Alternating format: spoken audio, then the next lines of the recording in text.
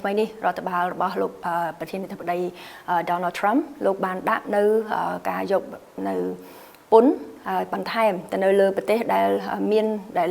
សហរដ្ឋអាមេរិកមានអនុភាពពាណិជ្ជកម្មជាមួយចាដូច្នេះនៅក្រែងដែលតុល្យភាពរបស់ជញ្ជីងពាណិជ្ជកម្មនោះមិនមានលោកបានដាក់នៅការធ្វើនៅយន្តការបដិការមួយដើម្បីថាឲ្យមានដំណឹងនៃជញ្ជីងពាណិជ្ជកម្មជាមួយគ្នានៅក្នុងនោះកម្ពុជាយើង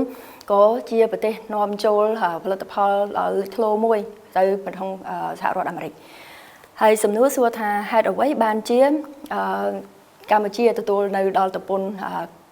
49% ពីអាមេរិកហើយថាតើកម្ពុជាពិតជាបានដាក់ពន្ធនៅលើផលិតផលនាំចូលរបស់សហរដ្ឋអាមេរិកដល់97% មែនឬអត់ចានៅក្នុងនេះខ្ញុំសូមធ្វើការបញ្ជាក់ថាកម្ពុជានៅក្នុងនាមជាសមាជិករបស់ WTO ក៏ដូចគ្នាទៅនឹងសហរដ្ឋអាមេរិកនិងប្រទេស166ផ្សេងទៀតដែលស្ថិតតែជាសមាជិក WTO នេះយើងមានការកំណត់នៅការបន្ទាត់ពន្ធគយជាមួយគ្នាជារួមដែលគេហៅថាជា MFN rate ឬក៏ជា most favored nations tariff rate ចាដែលនៅក្នុងនោះកម្ពុជាគឺត្រូវបានកំណត់នៅក្នុងកាតព្វកិច្ចរបស់ខ្លួនគឺការយកពន្ធនៃការផលិតផលនាំចូលមិនថារបស់សហរដ្ឋអាមេរិកឬក៏របស់ដៃគូពាណិជ្ជកម្មណាផ្សេងៗទេគឺថាមានចន្លោះពី0រហូតដល់អស់កម្ពស់គឺ35%ចាហើយនៅក្នុងនោះយើងសម្លឹងឃើញថានៅក្នុងឆ្នាំ2024នេះនៅក្នុងជញ្ជីងពាណិជ្ជកម្ម